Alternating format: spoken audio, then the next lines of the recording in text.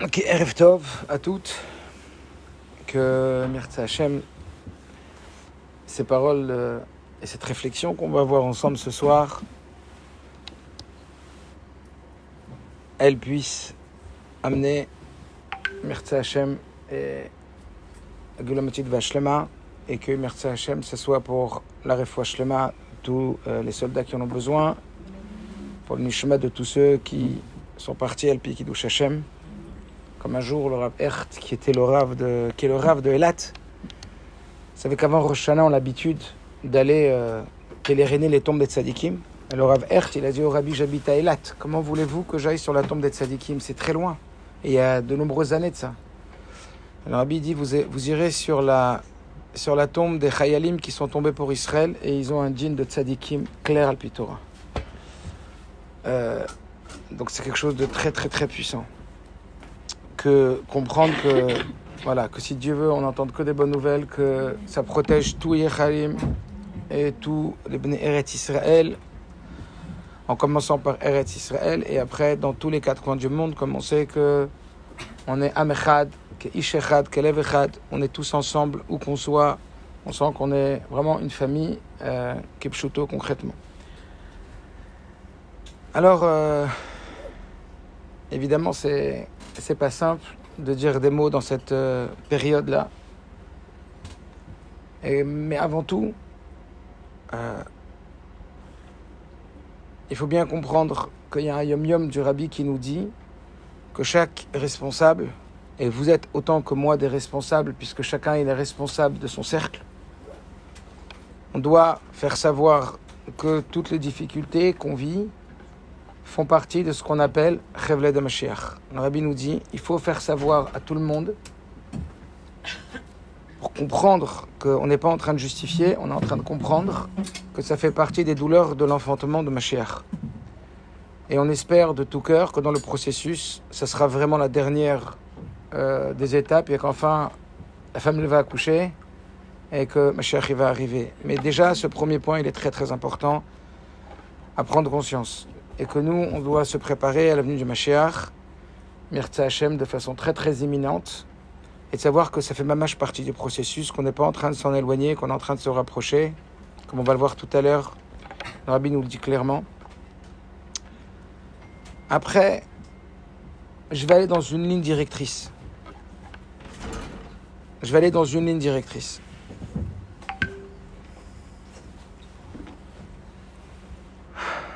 Un jour, le Rabbi précédent, il a dit que dans le Hallel, on récite un verset qui dit « Ana Hashem ki ani avdecha ».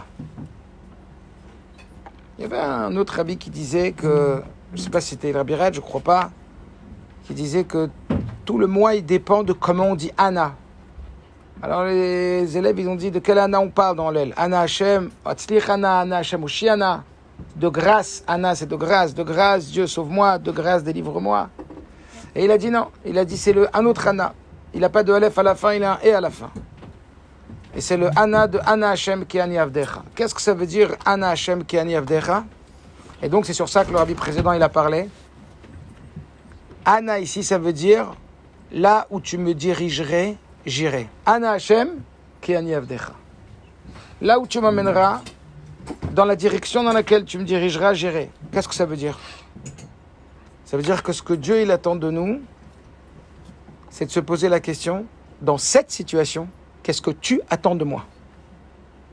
Chacun il sait qu'il est irremplaçable. Rabbi Shimon Bar Yochai il dit que s'il manquait un juif à Matan Torah, on n'aurait pas pu recevoir Matan Torah. Chaque juif il doit avoir le sentiment d'être fondamental, unique et irremplaçable, et qu'on ne peut pas se passer de lui. C'est impossible. Et ça, c'est le ergesh que chaque juif il doit avoir. C'est le sentiment. À tel point que le Mishnah dit Chayav Adam Lomar Bishvili Nivra Olam. Un homme, il doit dire pour moi, le monde, il a été créé. Et c'est pas de la vanité, c'est pas de l'orgueil, c'est pas de l'ego. C'est de la responsabilité et de la conscience. Akadosh Baruch Hu, Lo bara Akadosh Baruch Hu davar echad be'olamo levatala. Dieu, il n'a pas créé une seule chose sur terre en vain. À plus forte raison, ses enfants, à plus forte raison dans le Ham Israël, chaque juif, il a sa pierre à amener à l'édifice et que personne ne peut faire à sa place. Et que si quelqu'un pouvait faire à sa place, alors il ne serait pas sur terre. Donc le simple fait qu'on soit sur terre et que nous, à Israël, on a une mission sur terre, et cette mission, c'est chacun qui a sa propre mission, il faut bien comprendre que personne, même quelqu'un que vous considérez comme 1000 fois mieux que vous dans tous les domaines, vous voyez quelqu'un qui vous impressionne, qui associe des vertus et des qualités, alors que vous, parfois, vous vous voyez un peu en mode bad. Et vous vous dites, c'est sûr qu'avec elle toute seule, avec cette personne-là toute seule, on n'a pas besoin de moi sur terre. Faux et archi-faux. Chacun, il a son combat à mener. Chacun, il a sa réussite à amener. Dans ce même allèle, c'est écrit, Even Masua Banim Aitale Roshpina. La pierre que les constructeurs ont rejetée est devenue la pierre angulaire. De quoi ça parle? Quand ils ont construit le Beth Amikdash, ils ont construit le temple et puis à un moment, ils ont vu une pierre qui était un peu tordue. Ils l'ont prise, ils l'ont jetée au loin. À la fin de la construction du temple, ils ont vu qu'il y avait un trou dans un angle compliqué. Ils ont dit, mince, comment on va faire? On n'a pas le droit de tailler des pierres avec du fer, comment on va faire? Et un, il a dit, imagine, la pierre qu'on a jetée là-bas, elle peut rentrer. Ils l'ont prise, elle tombait, boule, à pic, exactement dans ce trou. De ça, le passouk il est venu, Even Masua Banim Aitale Roshpina, la pierre que les constructeurs ils ont rejetée, celui que tu croyais tordu. Un jour tu vas te rendre compte que c'était lui Roshpina, parce que son travail à lui, Dieu ne regarde pas seulement jusqu'où tu es arrivé, il regarde le chemin que tu as parcouru, il regarde les efforts que tu fournis, il regarde le travail qu'on fournit. Et dans ce sens, on comprend que chacun, même s'il voit des gens qui sont 1000 fois meilleurs qu'eux, chacun il a son rôle. Et son rôle, il doit le prendre extrêmement au sérieux. Et en même temps, on va le voir avec le sentiment d'être flatté, d'être honoré par le fait qu'Akadosh Baruch Hu, il nous a choisis pour cette mission. Maintenant, il y a des missions dans des situations faciles et il y a des missions dans des situations plus difficiles. Mais la question, elle reste, et ça va être, on va dire, la ligne directrice de cette réflexion de ce soir. Moi, ce que je veux savoir, c'est qu'est-ce que Dieu attend de moi. Comment exactement je peux m'inscrire dans Ana Hashem ki ani avdecha, qui veut dire là où tu me dirigerais, je serai à ton service. Ana Hashem, ça veut dire là où tu me diriges, ki ani avdecha. Parce que moi, je suis à ton service. Les choses ne sont pas toujours fluides et toujours comme on le souhaiterait. Mais en vérité, on sait que Dieu il gère tout et que Dieu il attend de nous des comportements en travers des situations. La question, elle est de savoir, évidemment, après, ça se répercute en fonction des sensibilités de chacun, en fonction des milieux de chacun. Mais la question est de savoir qu'est-ce que Dieu, il attend de toi dans cette situation. Qu'est-ce que Dieu, il attend de toi et qu'est-ce que Dieu, il attend pas de toi. Et qu'est-ce que Dieu, il attend de toi que tu ne fasses pas. Ça veut dire, il y a des choses qui sont utiles, puis il y a des choses qui sont inutiles. Mais il y a pire. Il y a des choses qui sont nuisibles. Il y a des choses qui sont positives, il y a des choses qui sont neutres, et il y a des choses qui sont aggravantes. Parfois, on peut, comme on le sait, non seulement ne pas améliorer, mais on peut détériorer. Comme toute la Torah elle nous le présente, chaque individu, il a un double travail à mener. Dans ce qu'on appelle le Hasetov et dans le Sour Mera. Dans le positif, qu'est-ce que tu dois faire, mais aussi dans le négatif, qu'est-ce que tu dois ne pas faire. Dieu, il attend de toi ces deux travaux en parallèle, ces deux efforts en parallèle. Comme on sait qu'il peut y avoir des personnes qui vont travailler énormément sur leur midot, tovot, sur leur qualité. Par exemple, elles sont généreuses, elles sont altruistes. Mais quand on se les énerve, oula, ne parlez plus du bon Dieu. Ou comme quelqu'un, il n'y a pas longtemps, il s'est pris la tête dans le business avec un autre, il m'a dit, écoute, je te respecte beaucoup, mais à la synagogue. Quand c'est du professionnel, il ne faut plus me parler. Quand c'est du business, je m'excuse. Alors je lui ai expliqué, Tzadik, tout ce que Dieu il attend de ta conscience, de ce que tu prends à la choule, c'est pour que ça te pénètre, y compris à l'extérieur et y compris dans ton côté gauche. Je ne contredis pas que ce soit difficile. On a tous des situations où c'est plus facile, des situations où c'est plus difficile. On a tous des prédispositions dans des domaines où on est plus à l'aise, ou par nature, par éducation, c'est plus facile de briller. Mais il y a d'autres façons où c'est très difficile, il y a d'autres situations où on est moins fier de nous. On est même gêné par nous-mêmes. On supporte un poids et pourtant, comme la Tfela elle dit, Yotzer Or ou Boré Chosher. Dieu, il a créé la lumière et il a créé l'obscurité, comme on le voit dans la parasha de Bereshit. Seulement, on a utilisé deux mots différents pour parler de la création. Yotzer et Boré. Yotzer Or ou Boré Chosher. Yotzer, ça veut dire former. Boré, ça veut dire créer. Boré, c'est plus haut que Yotzer.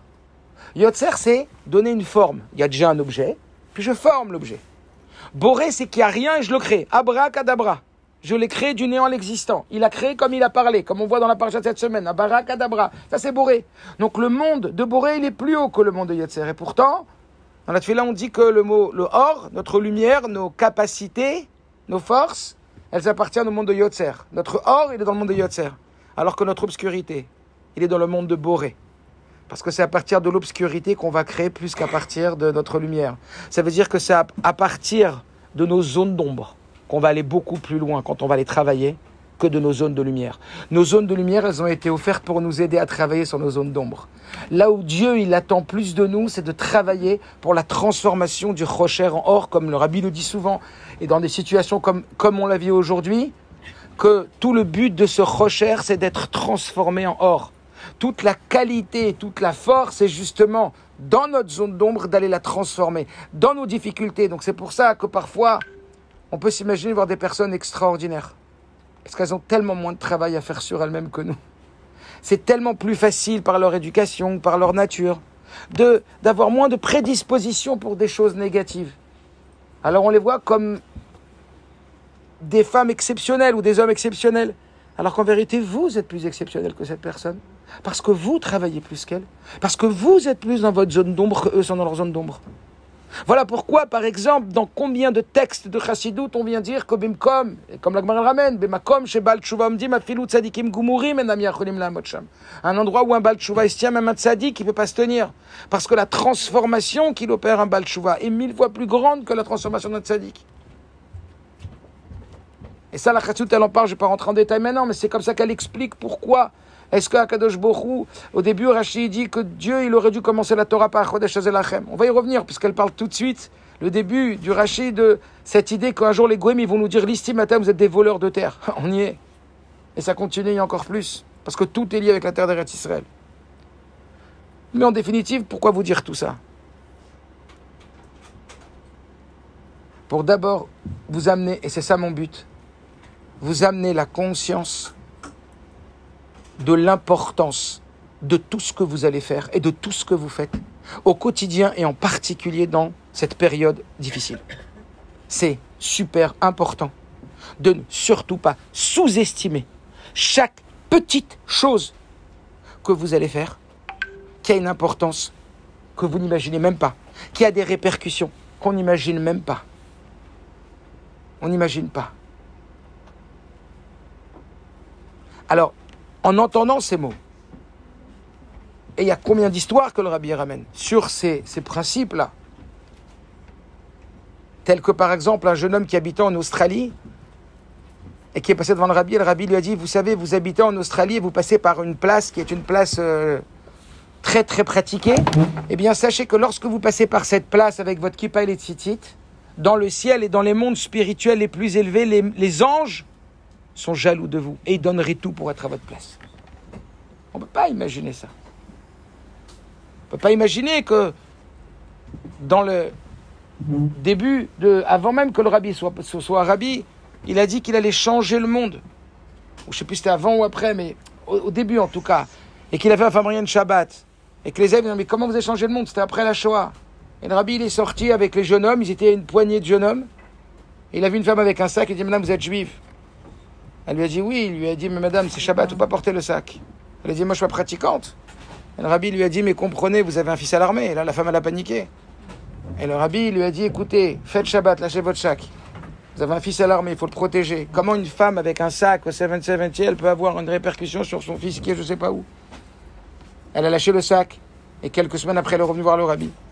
en lui montrant la lettre de son fils qui a inscrivé clairement « Maman, j'ai échappé parce que mes amis sont partis et moi, j'ai pas pu partir en même temps qu'eux. Tel samedi, à telle heure, j'ai échappé à un massacre. » On ne peut pas s'imaginer, quand on entend cette histoire, il faut bien qu'elle nous fasse quelque chose, qu'on comprenne, qu'on a des répercussions, que nos actes ont des répercussions très importantes. Donc, comme je vous l'ai dit, avoir conscience de ça, c'est fondamental. Maintenant, comme ensuite, on explique, il y a des actions qui sont utiles, il y a des actions qui sont inutiles et des actions qui sont nuisibles. Je ne veux pas m'étaler là-dessus. Mais véritablement, je sais que c'est un vrai yetzer, c'est un vrai combat. Aujourd'hui, les terroristes, ce qu'ils veulent, c'est pas seulement faire ce qu'ils sont en train de faire, marche-mam, mais ce qu'ils veulent, c'est créer la terreur à l'intérieur de nous tous. Pachout, un terroriste, comme son nom l'indique, il veut semer la terreur. Et comment aujourd'hui il peut semer la terreur chez nous? Grâce à l'arme qui s'appelle l'image. L'image, ce sont des armes aujourd'hui. Et des armes qui sont très performantes puisqu'elles peuvent toucher jusqu'à très très loin. Donc, déjà pour soi et pour les autres, ne soyons pas les porte-paroles de la terreur. Ne soyons pas des porte-paroles du terrorisme. Ne soyons pas ceux qui vont diffuser la terreur. Pour les autres et pour nous-mêmes. Voir tout ce qu'on risque de voir. D'abord, je vais vous demander, ça va changer quoi? Quand on voit des images qui sont tragiques, quand on voit des choses qui sont horribles. De prime abord, ça va t'aider en quoi? Oui, mais voilà, moi je me rappelle, j'étais dans un embouteillage en Israël au mois d'août, Yehuda Veshamran, c'était bouché. On a passé une demi-heure dans le bouchon. Vous savez pourquoi? Parce qu'il y avait un camion qui était renversé, mais pas de mon côté, de l'autre côté. Les gens, ils adorent voir quand il y a la catastrophe. Alors il y a des bouchons parce que de l'autre côté, il y a un accident. Qu'on n'a pas regardé les accidents de l'autre côté. Qu'on prenne un peu de temps et qu'on fasse un télim du plus ou qu'on fasse quelque chose de plus, comme on va le voir.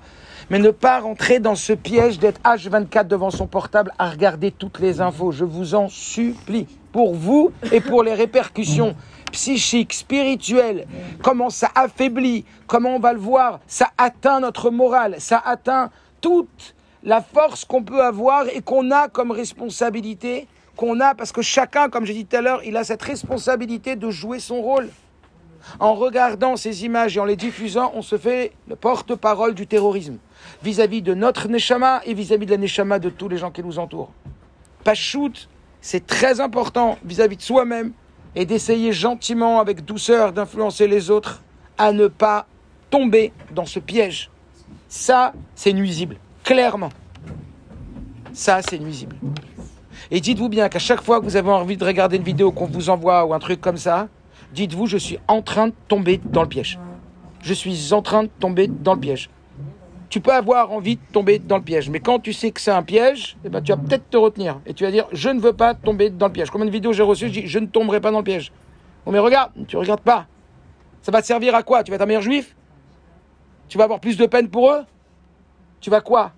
Tu vas poser plus de questions sur Dieu? Qu'est-ce qui va se passer? S'il va sortir quoi de là? Tu vas avoir plus de rage, plus de colère, plus de haine, ça va changer quoi? Est-ce que tu crois que c'est ça que Dieu il attend de toi? C'est pour ça que je vous dis, l'important c'est ma atzava asha, ma tzivui asha, comme les soldats disent, c'est quoi l'ordre du jour? Quel est l'ordre du jour? Et c'est ça que je suis venu essayer de partager avec vous. Quel est l'ordre du jour? Il y a un mot chez les chassidim qui disent, c'est excessif, mais vous allez comprendre, pourquoi un homme il a une tête? Il n'a pas une tête pour réfléchir, il a une tête pour pouvoir porter le fusil. Vous savez, on a besoin d'un cou et d'une tête pour porter un fusil. Alors le mot chassidique, il dit surtout ne crois pas que tu as une tête pour penser. Parce que ta tête, elle peut t'amener à penser n'importe quoi. Elle peut t'amener à faire le contraire de ce qu'il faudrait faire. Toi, il faut que tu portes le fusil comme un soldat. Ça veut dire quoi? L'idée, c'est quoi? Qu'est-ce qu'Hachem, il me demande? Et dans quelle mesure je peux m'inscrire dans la réalisation du projet de Dieu aujourd'hui? Comment? Aujourd'hui, demain, aujourd'hui, qu'est-ce que Dieu il attend de moi que je fasse comme travail? Travail sur moi-même et travail par rapport à l'extérieur. C'est ça qui doit nous remplir la tête. On parlait avec mes élèves ce matin, de cette difficulté de contrôler ses pensées. On va en parler. De comment on va réussir à contrôler quand on a même des infos ou on entend des choses. C'est très difficile de contrôler ses émotions et le seul moyen de contrôler ses émotions, c'est en pensant par le contrôle de ses pensées. Et on va essayer d'expliquer un petit peu comment on peut contrôler ses pensées. Parce que les pensées, c'est elles, donc elles vont germer et vont réussir à un peu contrôler les émotions. Et un élève, il m'a dit justement, très justement d'ailleurs, il m'a dit, vous savez, une des façons de ne pas penser n'importe quoi et d'avoir des émotions qui vont n'importe où, c'est de ne pas avoir rien à faire dans la journée. L'oisiveté est la source de tous les problèmes. Quand on n'a rien à faire, c'est là qu'on fait n'importe quoi. Il faut être H24 occupé. Quand on n'est pas rempli, Aborek Anbomaim. À propos de Yosef, c'était écrit, le puits était vide, il n'y avait pas d'eau. S'il était vide, il n'y avait pas d'eau. Non, pour nous apprendre, comme vous le savez, que s'il était vide et qu'il n'y avait pas d'eau, c'est pour nous apprendre que s'il n'y avait pas d'eau, il y avait autre chose. Il y avait quoi? Des serpents et des scorpions. L'oisiveté est la source de tous les vices. On ne doit pas rester inactif. Surtout aujourd'hui. Surtout quand on va comprendre c'est quoi la puissance d'un Teilim. C'est quoi la puissance d'aller aider, d'aller faire une mitzvah, d'aller dans un EHPAD, voir des personnes âgées ou faire d'autres choses. Mais aujourd'hui, si on veut être actif, c'est ça qu'on va voir, c'est comment être utile. Comme ce qu'on doit faire pour être utile. Comme nous aussi, on est dans l'armée. On est tous dans l'armée aujourd'hui. Et on est tous en dessous cette bannière de l'armée d'Israël. On est tous dans l'armée de Dieu. Seulement, eux, ils sont en Israël, certains en train de combattre, et nous, on est là, chacun, celui-là, il combat avec son etc., celui-là, il combat, comme le Rabbi dit, avec le goy qu'il a en lui. C'est un combat qui est global. Et on est tous dans cette guerre, et il faut se sentir concerné, et se sentir en guerre aujourd'hui. Parce qu'encore une fois, c'est pas le tout de voir les images, c'est le tout de se dire, et si c'est mon frère qui était sur les frontières, et si c'est mon père qui était, peut-être qu'il y a vos frères, et peut-être qu'il y a des pères, ou peut-être qu'il y a des cousins, et c'est sûr même, on doit tous y être. On doit tous se sentir concernés. Mais surtout ne pas tomber, on va le voir, dans le piège que puisque c'est là-bas, alors l'état, le moral, comment on va devenir, alors ça va risquer de nuire. C'est pour ça qu'à chaque fois, si vous sortez avec ça, j'ai gagné. Ce que j'aimerais, c'est que vous ayez une conscience. Et moi, le premier, qu'à chaque fois qu'on va faire quelque chose, on va se demander, est-ce que je suis utile? Est-ce que je suis inutile? Ou est-ce que je suis en train de nuire? Juste se poser cette question à l'intérieur de soi. Est-ce que là je suis utile? Est-ce que là je suis inutile? Ou est-ce que là je suis en train de nuire? Si je suis en train de nuire, il faut que je m'arrête tout de suite. Nuire. Nuire. Ça veut dire aggraver. Ça veut dire par exemple envoyer des vidéos. Ça veut dire par exemple semer la terreur. Donc se faire le porte-parole de la terreur, le terrorisme. Et faire peur à tout le monde. D'accord? Ça, qu'est-ce que ça va amener? Non, on ne parle pas que quand quelqu'un il envoie pour dire attention, il y a un danger quelque part. C'est sûr et certain que oui, on n'est pas en train de dire qu'il faut jouer à la politique de l'autruche. Quand il y a un danger, il faut le signaler, c'est sûr et certain. Mais de quelle façon? Est-ce que toi, tu es en terreur et tu es en panique à l'intérieur de toi quand tu transmets? Ou est-ce que juste tu transmets l'information parce que oui, comme le Rabbi dit, il faut passer par les voies de la nature et les voies de la Teva et quand il y a un danger, il faut se protéger de ce danger. Est-ce que vous comprenez? Mais encore une fois, juste si vous vous dites maintenant, à partir de maintenant, je vais me poser la question, à chaque fois que je vais faire quelque chose, dans ces moments-là, parce qu'on est en guerre, je veux que vous sentiez qu'on est tous en guerre. Le Rabbi ne voulait pas que les femmes elles rentrent dans l'armée. Il n'empêche que chaque personne, chaque femme, chaque homme encore plus, on doit se sentir enrôlé dans une guerre. C'est notre guerre. C'est pas eux, ils sont en guerre, les pauvres. On est tous en guerre aujourd'hui. Et Bémet, on est tous en guerre. Et cette guerre, il faut se demander comment moi, en tant que soldat, je vais réaliser ma mission que Dieu il attend de moi, parce que oui, j'ai une mission. Alors on sait que certains doivent prendre les armes. Il faut y aller. Nous, notre rôle a priori, c'est pas celui-là. Si on est à Paris, on est là ici, c'est que c'est pas notre rôle de prendre des armes physiques, mais c'est de prendre des autres armes. Vous le savez,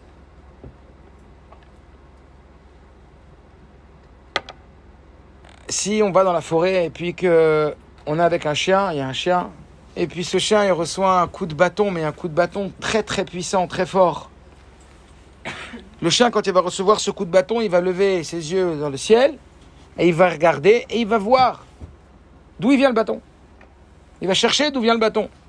Mais s'il ne trouve pas d'où vient le bâton, il peut en arriver à s'attaquer au bâton.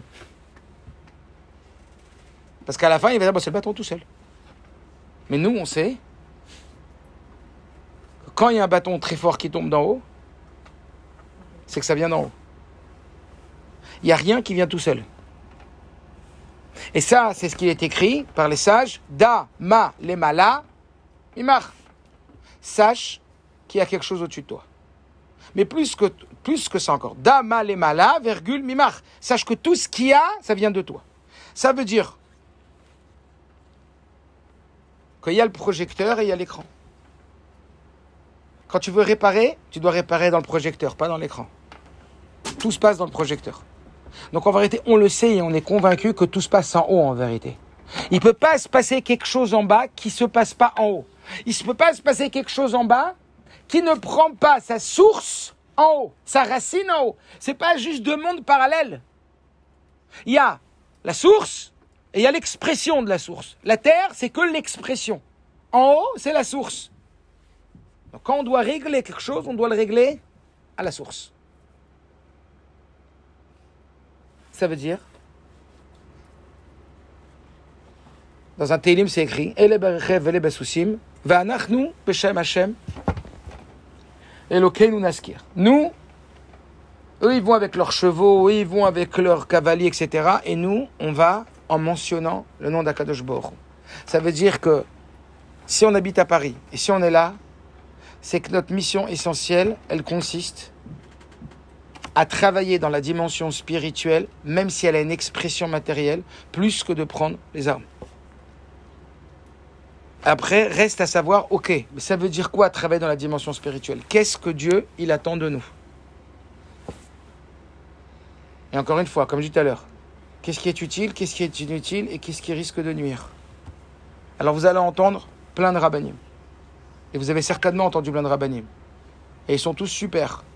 Et je ne suis pas là pour dire quoi que ce soit sur qui que ce soit. Seulement, il faut comprendre. En lanou ela divrei ben Amram. Nous, on doit marcher qu'avec les paroles, ce qu'on appelle ben Amram.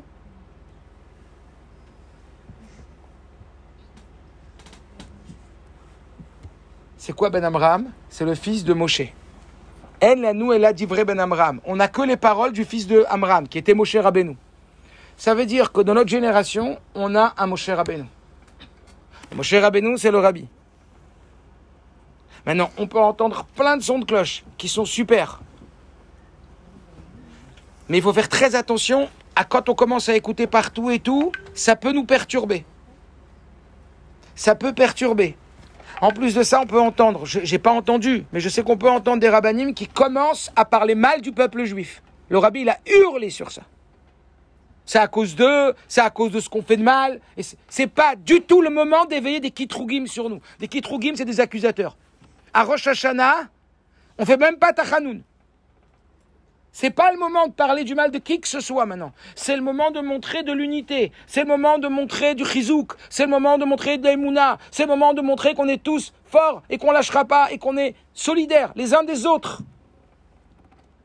Barichenu avinu kulanu ka'echad. Quand est-ce que Dieu nous bénit? Quand on est tous unis. Alors on pourrait dire que oui, il faut se remettre en question, et c'est écrit dans les textes, et bien sûr, et la halakha elle dit que quand il y a une situation comme ça, il faut jeûner. Oui, c'est vrai que normalement il faudrait jeûner, que normalement il faudrait se mortifier, etc. Mais très bizarrement, et c'est pas bizarrement, vous le savez, il n'y a pas de hasard, le hasard n'existe pas. Le mot hasard en hébreu c'est mikré, ça fait les lettres Rak Mi Hashem. Il y a 3 semaines de ça. Il y a une vidéo qu'on va voir tout de suite. Que l'Institut GEM, qui s'occupe de publier des vidéos du Rabbi, on ne savait pas pourquoi, comment, de quoi ça parlait. Ils ont publié une vidéo il y a 3 semaines. On ne peut pas dire que c'est par hasard cette vidéo. C'est Pachout, le Rabbi, qui est venu nous dire comment on doit réagir maintenant. Vous allez voir, c'est une situation qui est tellement similaire à la nôtre. Et vous allez voir les mots que le Rabbi il emploie. Il y a 50 ans de ça, c'était la guerre de Kippour. 50 ans pile, c'était la guerre de Kippour. Et quand la guerre de Kippour elle a éclaté, le Rabbi il a dit exactement qu'est-ce qu'on devait faire. Il y a 3 semaines, les vidéos, elles ont été diffusées dans le monde, précisément sur ça. On se retrouve dans la même situation. Le Rabbi a parlé de Simchat Torah. Le Rabbi a parlé d'exactement la même situation. Et il va nous dire exactement qu'est-ce qu'on doit faire, même si ce qu'il nous dit qu'on doit faire paraît complètement à contre-courant de ce qui nous paraîtrait logique et cohérent de faire. Et ça va être notre travail. Et ça va être utile. Même si pas forcément, comme j'ai dit tout à l'heure, ta tête, elle comprend. Elle va peut-être un peu comprendre, ou peut-être pas comprendre. Mais n'oublie pas, une tête, ça sert pas à réfléchir. Une tête, ça sert à porter le fusil. Quand on est devant le mefaked, quand on est devant un commandant, le pire, c'est que le soldat, il commence à vouloir dire au commandant, dis-moi, t'es sûr que... Non, pas de chokhma. Bien sûr qu'on doit utiliser sa tête. Bien sûr que la tête, c'est chokhma binadat, que la tête, c'est... On l'a vu, tellement c'est important et puissant. Mais ce que je veux dire par là, c'est que tu as le droit d'avoir une tête quand tu veux réfléchir à savoir comment faire ce que Moshe Rabbeinu dit, pas à discuter ce que Moshe Rabbeinu dit. Alors après, oui, c'est dur. On n'a pas à dire que c'est facile. C'est parfois difficile. Il n'empêche qu'il faut déjà connaître la route avant d'emprunter et de commencer à travailler sur cette route. Donc maintenant, on va voir cette vidéo qui va durer pas très longtemps. Et après, on continue. Lévi, Mandel. Imaginez-vous, comme le rabbi a dit, que quelques mois avant la guerre de Kippour, il avait demandé à réunir tous les enfants et réciter des psukim de Torah. Mipi olelim beyod kim esada et haoz. C'est de la bouche des enfants et des nourrissons qu'on construit la force du Ham Israël. Et que c'est comme ça qu'on détruit l'ennemi. Et vous avez vu ce qu'il a dit après. Et de la même façon que Moshe Rabbeinu, parfois il prophétisait, il ne savait pas qui prophétisait. Ainsi, le rabbi a dit, moi aussi j'ai dit des choses qui correspondaient à ce qu'on devait entendre. Quand est-ce qu'on a reçu cette vidéo? Juste après Kippour, cette année. On devait l'entendre, on devait la voir cette vidéo. C'est le rabbi qui nous l'a envoyé cette vidéo. Quand on a vu cette vidéo, on dit waouh! On ne savait pas, nous, que c'était le message avant l'événement. Mais là, c'est clair. Rabbi est venu nous expliquer qu'est-ce qu'il attend de nous. C'est clair. Et c'est pas de la xama. Comme on dit, c'est pas de l'exagération. C'est pas de l'abus. 3 semaines, quand on a vu cette vidéo, on a dit, regarde comment c'est fort la joie, même dans une situation, à tel point de situation, comme la guerre des 6 jours, la guerre de Kippour, le rabbi dit que c'est la joie parce que Dieu est l'ombre de l'homme, Hashem Tzilecha. Dieu est notre ombre quand nous on est joyeux en bas, alors Dieu il est joyeux en haut, et après ça adoucit les sévérités, et après ça transforme la négativité en positivité, etc. C'est fort. Et après, on voit ce qui se passe. Comme si le rabbi nous avait prévenu. Comme si le rabbi nous avait prévenu de Tzivouy Hasha'a. Qu'est-ce que Dieu il attend de nous? Il faut comprendre. Rabbi a parlé ici. Encore une fois, on est là pour réfléchir à qu'est-ce que Dieu attend de nous et qu'est-ce qu'on doit faire. La question c'est quoi? On n'a pas le temps maintenant d'avoir des sauts d'humeur. On n'a pas le temps maintenant de commencer à se plaindre, à s'apitoyer. C'est pas le moment. Bien sûr que ça fait mal. Bien sûr qu'on souffre. Bien sûr qu'on a mal. Et bien sûr qu'on a le droit d'avoir mal et qu'on doit avoir mal. Mais en même temps, c'est pas le moment de s'apitoyer. C'est pas le moment de baisser les bras. C'est pas le moment de se décourager. C'est comme un moment qui est très très important. On doit agir. On doit être actif. Et pour agir et pour être actif, qu'est-ce que le rabbi dit? D'abord, s'occuper, chacun et chacune à son niveau, de pouvoir faire en sorte que si on a des petits-enfants avec nous, alors de leur faire réciter le plus possible de la Torah, de réciter des psukim. Ça a une force qu'on ne peut pas imaginer. Qu'est-ce qu'un enfant, il va changer avec ses psukim? C'est faux. Rabbi dit, qui ramène ce Teilim, ça a une force incroyable. Ensuite, le Rabbi dit, comment on peut être joyeux alors que normalement, comme on a dit, on devrait être dans Ta'anit, on devrait être dans des jeûnes. La Halakha dit qu'il faut jeûner. Et tous les rabbanim, ils avaient décrété un jeûne. Lundi, les rabbanim du monde, ils ont décrété un jeûne. Le Rabbi a dit, c'est pas le moment de jeûner. On ne fait pas slichot, on ne fait pas tachanoun. On doit être besimcha, c'est-à-dire avoir un super bon moral. Renforcer sa confiance en Dieu. Ne pas rentrer dans ces états d'humeur. Comme si je dis tout à l'heure, mettre sa tête de côté. On doit avoir le moral, avoir du bitachon, avoir de la émouna. Alors mais les autres rabbanim, ils disent tous le contraire. Enfin tous non, mais il y en a beaucoup qui disent le contraire. Il y en a qui disent aussi comme ça. Et je sais pas, certainement peut-être il y a des soldats qui ont dit en Israël qu'il fallait garder le bitachon absolument, que si nous abîme notre morale, on a tout perdu. À la guerre, c'est le moral qui compte. Alors oui, oui, les rabbanim ils disent qu'il faut se mortifier, qu'il faut pleurer, etc. Il y avait un jour un juif, très bon juif, qui voulait voyager pour sa parnassa. Et à l'époque, il fallait voyager loin pour gagner sa vie. C'était pas comme aujourd'hui, parfois. Et il devait traverser un continent. Alors il est parti voir son Rav, son Rebbe, qui était un grand Rebbe. Il lui a dit, Rebbe, j'ai un voyage à faire pour gagner ma parnassa. Est-ce que je peux entreprendre ce voyage? Et il savait que son rabbin, il avait comme ça un petit koar de Ruach HaKodesh. Il avait un peu l'esprit divin comme ça. Alors son rabbi lui a dit, ne voyage surtout pas. Il a dit, mais j'ai besoin de parnassa. Il lui a dit même, ne voyage pas ce voyage. Pas bon. Déçu, il s'en va et quelques semaines après, il entend que le rav de son rav, qui s'appelait le José de Lublin, quelqu'un de très très grand, le José de Lublin, il venait dans ce village. Il s'est dit, waouh, s'il y a le grand rav, le José de Lublin qui vient, je vais lui poser la question à lui. Et il va lui poser la question. Et il va voir le José de Lublin et il dit au José de Lublin, est-ce que je peux faire ce voyage pour la Parnassa dans l'autre continent? Et le José de Lublin, il lui dit, bien sûr qu'il faut que tu le fasses ce voyage. Et il va être très profitable ce voyage. Ah, il se dit, chouette, il ne faut surtout pas que j'aille revoir mon rav et que je lui dise, sinon il va encore me dire de ne pas y aller, mais j'y vais. Et il y a été. Il a pris le bateau il a avancé en pleine mer, la tempête. Et pas des moindres. Et la tempête et le bateau il chavire. Et c'est la cata. Et là il se dit, mince, tu vois, il faut écouter son rav, et même s'il y a un plus grand rav que le tien, il faut écouter ton rav. Et il était dépité. Et ils ont réussi tant bien que mal, quelques-uns, à prendre une barque qui était sur le bateau. Et ils ont réussi à monter sur cette barque. Et après, la mer, elle s'est calmée. Ils ont réussi à arriver sur une île. Et arriver sur une île, je ne sais pas comment ils ont fait pour survivre quelques jours jusqu'à ce qu'ils ont réussi à faire des mouvements du feu, je ne sais pas quoi, de la fumée, jusqu'à ce qu'il y ait un bateau qui les a repérés, qui les a repris et qui l'ont emmené à bon port. Et ensuite, à bon port, il a fait son business. Et il est devenu extrêmement riche. Et il est retourné chez lui au bout de, 6-7 mois. Première chose qu'il fait, c'est qu'il va aller voir le José de Lublin. Il va voir le José de Lublin, il lui dit, vous avez vu, Rav, j'aurais dû écouter mon Rav. On a fait naufrage, il avait raison, mon Rav. C'est de justesse que j'ai été sauvé. Qu'est-ce qu'il lui a répondu, le José de Lublin? Elle dit, je crois que je n'avais pas vu le naufrage. J'avais vu le naufrage, moi aussi. Mais j'avais vu que tu allais être escapé. Et j'avais vu que tu allais aller sur l'île. Et j'avais vu que tu allais t'enrichir et tu allais revenir. Lui, il voyait jusqu'à là. Moi, je vois jusqu'à là. Les rabbinim, ils voient jusqu'à là. Un rabbin, il voit jusqu'à là. Les rabbinim, ils disent qu'il faut faire ta'anit. Les rabbinim, ils disent qu'il faut se mortifier. Le rabbin dit qu'il faut des simcha. Parce que la simcha, elle est pour esgader. Parce que la simcha, elle brise toutes les limites. Parce que garder le moral, il n'y a pas plus important. Parce que garder sa confiance en Dieu, mais aïn yavo ezri, ezri me'im Hashem ose shamayim ba'aretz. Il n'y a pas un moment comme celui-là où on va nous-mêmes travailler sur notre bitachon. Qu'est-ce qu'on nous demande? Mat sivou yasha. Travailler son bitachon. On a peur, c'est normal.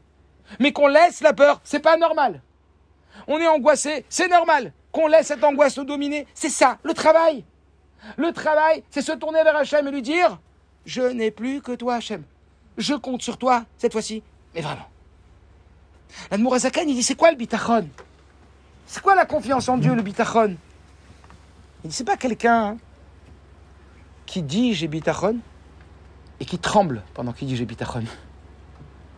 Je parle, mais ça peut m'arriver d'être comme ça. On est tous la proie de ça. Mais de se laisser comme ça et de rien faire, ça c'est un problème. L'Admour HaZaken, vous savez ce que c'est que le bitachon? Écoutez bien l'exemple qu'il donne l'Admour HaZaken sur le bitachon. C'est une personne qui est en train de se noyer et qu'elle sent qu'elle est en train de perdre pied et qu'elle sent qu'elle a bu je ne sais pas combien de tasses et qu'elle est en train de se noyer et qu'elle a même plus une brindille de blé ou d'herbe à laquelle se rattacher. L'Admour HaZaken, il dit, c'est là que ça commence. Le bitachon. C'est à ce moment-là que ça commence, où il commence à vraiment compter sur Dieu. Tant que tu as quelque chose d'autre à te rattacher, tu comptes un peu sur le moyen de te rattacher et tu comptes un peu sur Dieu. Mais quand tu n'as plus rien sur quoi te rattacher, là tu te tournes vraiment vers Dieu. Et là tu commences à travailler ton bitachon pour de vrai. Tu crois vraiment en ton Dieu? Dieu, il t'a vraiment donné un ordre de ne pas avoir peur. Sachez que les soldats à l'armée, Rambam y ramène et la Lachel ramène, qu'un soldat qui est à l'armée, qu'est-ce qu'on lui demande? Al yirach levavchem. Vous ne ferez pas trembler vos cœurs. Vous n'aurez pas peur. Comment tu demandes à un soldat de ne pas avoir peur? C'est pas possible. Un soldat, comment tu veux qu'il n'ait pas peur? Mais c'est un ordre de la Torah. Et si c'est un ordre de la Torah, c'est que Dieu nous a donné les forces pour réussir à atteindre cet ordre-là. Il faut travailler. Seulement, comme je dis tout à l'heure, où ça se joue les émotions, où on peut avoir de la manipulation, du contrôle sur nos émotions, dans notre façon de penser. Comment on laisse les pensées rentrer dans notre tête à la mesure de ce que on se laisse penser, ou on s'empêche de penser, ou on travaille sur nos pensées. C'est là qu'on commence à avoir une force sur nos émotions. C'est quand on commence à penser négatif que notre cœur il commence alors à aller de plus en plus négatif. Alors oui, il y a des émotions négatives. Et les émotions négatives, elles viennent dans l'esprit pour essayer de se renforcer au travers des pensées négatives pour encore penser et ressentir encore plus négatif. Notre travail, il est de contrecarrer ces émotions négatives et de se dire, hey, c'est pas que je suis pas lucide, je suis lucide. C'est pas que je suis pas conscient du danger, je suis conscient. Mais en même temps, qu'est-ce que Dieu il attend de moi? Mais il y a vos Ezri.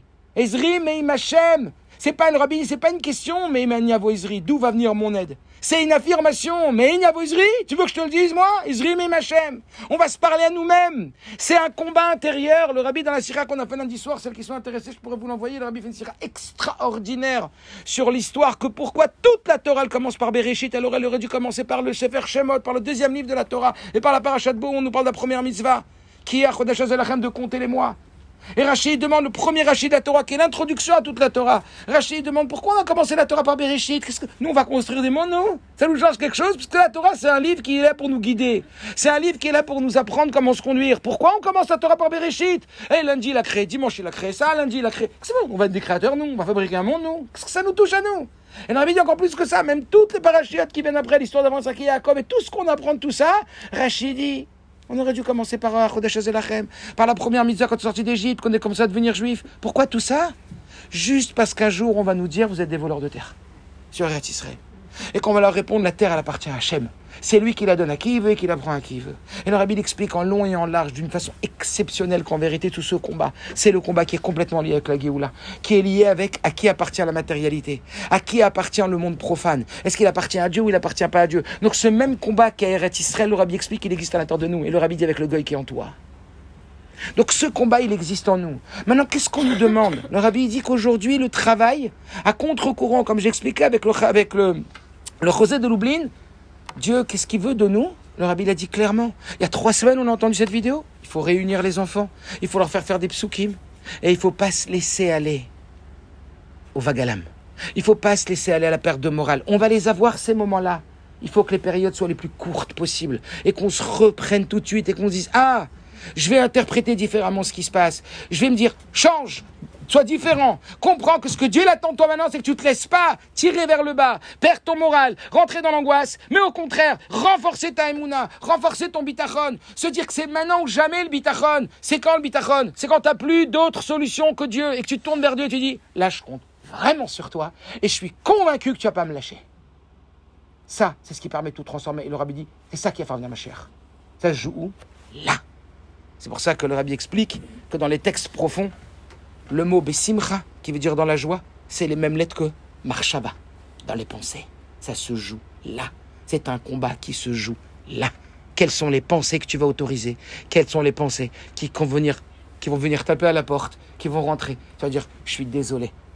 C'est pas l'heure du jour. C'est pas Tisha B'Av. On n'est pas Tisha B'Av aujourd'hui. C'est pas le moment de s'attrister. C'est pas le moment de s'angoisser. C'est le moment de reprendre des forces. C'est le moment d'être unis. C'est le moment d'être solidaire. C'est le moment de compter vraiment sur Dieu, comme jamais. Ça ne veut pas dire qu'il ne faut pas se protéger. Ça ne veut pas dire qu'il faut faire attention, qu'il ne faut pas faire attention. Ah, mais il a dit, tout doit passer par les voies de la nature. Il faut bien comprendre que pour accéder au surnaturel, il faut passer par le naturel. Mais le travail, le vrai travail, je le répète encore une fois, c'est les enfants. C'est garder le moral. Rabbi dit, pour gagner une guerre, quelle que soit la guerre, ça va dépendre énormément du moral des soldats. Énormément. Le Tanya, il explique. Dans tous les endroits de la Chesed, on explique ça. Même des géopoliticiens, etc. et des experts de la guerre, ils vont dire en fonction du moral des soldats. En fonction du moral, la guerre, elle va se gagner. Même dans la santé, on le sait. Le moral, il va tout changer. Il faut garder ce moral. Mais comment on va le garder, ce moral? Comment un soldat, il va aller à la guerre avec ce moral? Comment nous, on va aller avec le moral? Parce qu'on va travailler justement et on va se renforcer, les trazek. On va se renforcer d'abord en sentant qu'on est tous unis. Ah, on n'est pas tout seul, on n'est pas Boded, on n'est pas isolé. Le Rabbi il est avec nous, il y a 3 semaines, il nous a envoyé le message. Il y a 3 semaines, il nous a dit voilà le message. Vous avez entendu, c'est les enfants, c'est les Teilim, c'est renforcer des choses qui vont transformer en haut. Comme on l'a dit tout à l'heure, tout vient d'en haut. Comprenez bien qu'une tfila peut tout changer. Rappelez-vous de cette histoire du Baal Shem Tov. Il y avait un décret terrible. Ils ont tous prié avec une ferveur terrible. Mais il y avait un jeune homme qui ne savait pas prier. Il avait juste entendu quelque chose qu'il avait touché. C'était quoi? C'était le cri du coq qui faisait cocorico. Quand cet homme-là, il était à la choule et qu'ils n'arrivaient pas à enlever le décret, ce jeune homme-là qui ne savait rien dire d'autre que cocorico, il a vu tellement que chacun, il avait du cœur dans ce qu'il disait, qu'il a hurlé cocorico en pleine filat de Kippour dans la choule du Baal Shem Tov. Et tout le monde a dit, mais c'est qui ce débile, tais-toi. Et après, le Baal Shem Tov dit, vous n'avez pas compris. C'est son cocorico qui a enlevé le décret en haut. Parce que Rachmana, Liba, Bae. Parce que la tfila, c'est ton cœur. Tu peux croire un super religieux. Et quelqu'un que tu crois qu'il n'est pas super religieux, rien du tout. Mais quand il va prier de tout son cœur. Sa tfila, elle va monter plus haut que tout. Plus haut que tout ce que tu veux, tous les rabbanim de la terre. Rachmana, Liba, Bae, ça se joue à l'intensité, à l'émotion, à la conviction, à la sincérité, à la pureté. Si vous êtes convaincu que Dieu vous écoute, si vous mettez du cœur dans ce que vous faites, quand vous priez. Mais les tfilotes des femmes, c'est énorme. On apprend toutes les tfilotes de Chana, on apprend toutes les tfilotes des Imaot. Quand vous priez, priez avec des larmes, et pas des larmes de plaine, des larmes d'émotion. Mettez-y tout votre cœur, donnez tout dans une fila. Levez vos yeux au ciel. Shema Israël, c'est les initiales de Seou, Marom et Nechem. Lève tes yeux au ciel, lève tes yeux vers le haut et dis-lui, papa, allez, on compte sur toi, t'es là, montre-nous tes miracles, montre-nous, vas-y. On compte à 100% sur toi, on est convaincus. Et cette fila, elle peut déchirer tous les cieux et toutes les xérotes. On l'a appris, à quoi ça sert d'apprendre, c'est pas pour exécuter. Un jour, le Baal Shem Tov, il est rentré dans une choule. La choule, elle était vide. Le Baal Shem Tov dit, je suis désolé, je ne peux pas rentrer, c'est plein, il n'y a pas de place. Il a dit au Baal Shem Tov, mais elle est vide, la choule. Il a dit à vos yeux, pas aux miens. Chaque mot, le Baal Shem Tov dit qu'on prononce, on fabrique un ange. Un ange, il a un corps et il a des ailes. Le Baal Shem Tov dit, quand vous dites des mots, vous fabriquez un corps. Mais si vos mots, ils sont pas chargés d'émotions. Si vos mots, ils n'ont pas les ailes, c'est quoi les ailes? C'est l'amour et la crainte qu'on a pour Dieu. La tfila, c'est pas une récitation. La tfila, c'est une déclaration. La tfila, c'est pas une récitation de mots, c'est une déclaration d'amour et c'est une déclaration de puissance qu'on dit à Dieu. On sait que c'est toi derrière tout ça. Nous, on connaît la vérité. On proclame que c'est toi et on proclame que tu es le Tout-Puissant et que tu peux tout faire. Et on a confiance en toi. À la mesure du cœur qu'on va y mettre. C'est ça que Dieu il veut entendre. C'est ça que Dieu il veut qu'on crie. J'ai entendu quelqu'un qui a dit Ishmael. En hébreu, ça veut dire il entend Dieu. Ishmael. Ça veut dire que Dieu il entend, il veut entendre. Il veut entendre notre filote.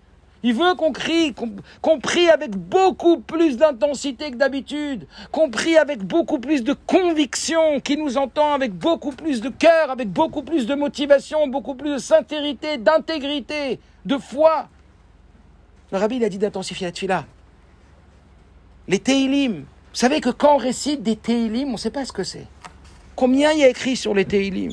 C'est Martina qui dit, si on savait la puissance des Teilim, on ne s'arrêterait pas. Je me rappelle, j'étais en Israël à la guerre du Golfe. Pendant la guerre du Golfe, sur tous les autobus en Israël, ils avaient enlevé toutes les pubs et qu'est-ce qu'ils avaient écrit? Vous savez comment on dit un scud? Tilim. Et sur tous les autobus des Égales, il y a marqué Al Tikra Tilim et la Teilim. Ne dis pas, ça veut dire qu'on rajoutait un le Ed Hashem. Donc il y avait écrit Tilim d'une couleur, et après à côté, Tilim, pareil, mais avec un d'une autre couleur, c'était Hashem. Que quand tu rajoutes Hashem dans le Tilim, ça fait Teilim. Donc ne dis pas Scud, mais dis Teilim. Qu'un Teilim, il brûle des Scuds. Ça veut dire que les Teilim, David Amelech, il a dit que quand quelqu'un il récite les Teilim, et le Rabbi dit avec joie. C'est-à-dire que quand tu prends ton Sefer Teilim, dis pas, oh, Rasra, il faut que je fasse le 22, le 69, le 25, le 120, le 122, le 150, oh là là, Rasra, oh là, je me suis retenu le 80, je le 90, oh là là, quel... Non, avec joie. Je vais faire le Teilim, pourquoi? Parce que David Amelech, il dit qu'il a mis une force dans les Teilim. Vous savez c'est quoi la force qu'il a mis dans les Teilim, David Amelech? Que tout celui qui récite les Teilim, il a réussi, écoutez bien ce que je veux dire, à obtenir de Dieu. Écoutez bien ce que je veux dire. David Amelech, il a réussi à obtenir de Dieu que tout juif qui récite Teilim, ça a la même puissance que c'était David Ameller qui les récitait lui-même. Clairement, et c'est écrit dans les Ratson qu'on récite après la fin des Tehillim. David Ameller, il a réussi à obtenir de Dieu que chacun qui fait Tehillim, le Tehillim qu'il fait, et le rabbi, attention, faites-le avec joie, faites-le avec le cœur. Avant de faire Tehillim, dites avec joie. Avec joie, je vais te faire ce Tehillim. Je vais te faire kiffer Hachem. Je vais te chanter une louange Hachem. Et le rabbi, il dit, on va le voir tout de suite, des Tehillim. Tfila, Tehillim. Les enfants, la confiance en Dieu, le moral, la simcha, voilà l'ordre du jour. Voilà l'ordre du jour. La tzedaka, rajoutez la tzedaka. Rajoutez dans la hardout. On est tous unis. Vous avez vu, on reçoit de partout. Ça, c'est canon, ça, de recevoir ça. Quel peuple! Mais quelle fierté! Qu'est-ce qu'on devrait être en joie d'être un peuple aussi beau, aussi uni, aussi solidaire, aussi un! Mais ils ont de quoi être jaloux de nous tous, de nous voir comme ça. Quelle fierté, quelle force! Se rajouter dans la tzedaka. Rajouter dans la Avat Israël, rajouter dans la Hardout, c'est ça qui fait notre force. Barchenu avinu kulanu berkechad, encore plus se renforcer dans l'erpatius azula, dans l'attention à l'autre, faire attention plus à l'autre, regarder si l'autre il n'a pas besoin de quelque chose, aller comme je disais tout à l'heure, aller dans un iPad, aller voir des personnes âgées, aller essayer de renforcer des personnes qu'on sait qu'ils n'ont pas tellement le moral, qui vont pas bien. Allez, chacun à son niveau, on n'a pas demandé de tous de devenir Sarah Imenu, on n'a pas demandé d'être Moshe Rabbeinu, mais on a demandé de se dépasser. Rabbi dit, vous savez quand est-ce que ça commence la tzedaka? J'étais avec mes élèves en terminale. J'ai dit, les enfants, on va prendre une pierre de tefilin pour un soldat. Je vous demande une chose. Alors j'ai regardé un élève. Je lui ai dit, si je te demande de donner à la tzedaka 100 €, ça te fait mal? Ah, il m'a dit, ah ouais. Ouais, ils sont en terminale, quoi. J'ai dit, bon, et 50? Ah, il m'a dit 50 aussi. Je lui ai dit, quoi, et 20? Il me dit, non, ça va. J'ai dit, bon, tu vas donner 50 alors. Ben oui. Quand on a demandé au rabbi, quand est-ce que ça commence la tzedaka, le rabbi dit, quand ça fait mal. Tu sens que tu donnes quelque chose. Tu sens que t'es Moser et Tatsmi. Mais avec joie, le rabbi dit ça aussi, il faut le faire avec joie. Tout ce qu'on veut qui monte, c'est avec joie, pour que Dieu est notre ombre. Dieu est notre ombre, ça veut dire quoi? Mida keneged mida. Quand toi, tu vas sourire à Dieu, Dieu, il va vouloir te sourire. Même en temps de guerre, même en temps de Milchamat Kippour, même en temps de chaos complet. Le moral, se dire, ok, j'ai compris, c'est une arme, la joie. C'est pas une conséquence réjouissante, c'est une arme. C'est une arme fatale. Notre arme, c'est notre bouche. Notre arme, c'est notre simcha, c'est notre morale. C'est notre conviction qu'on est du bon côté, que Dieu est là avec nous, qu'il va nous montrer des miracles. On est dans les dernières souffrances. Et j'espère la toute dernière, pour toujours, qui va amener la Géoula Métit Vashlema. Donc on renforce la tuila, on renforce la tzedaka, que ça fasse un peu mal. Un peu mal. Demain, faites toute tzedaka, que ça fait un peu mal. Vous allez voir que le rabbi demande de faire tzedaka, pas que ça fait un peu mal, mais fais toute tzedaka que ça fait un peu mal. Un peu mal. Oui, un peu mal. Tu te vois 100 €, tu vois donner, alors donne 150. 200, ça fait mal. 1000, ça fait mal, alors donne 1005. Quelque chose.